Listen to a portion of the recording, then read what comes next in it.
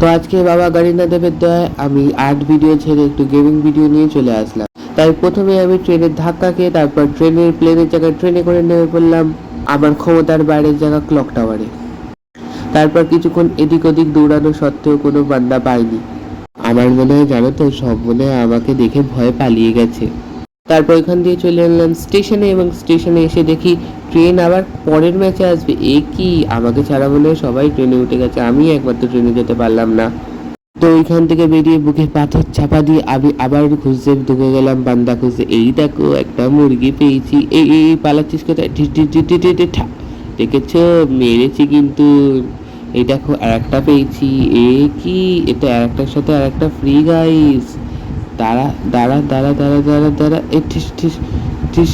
এ কি হলো, এ কি হলো? এ বাবা, আমি তো থার্ড পার্টি করতে গিয়ে আমার সাথেই থার্ড পার্টি হয়ে গেছে। এইসব ঠিক না কিন্তু।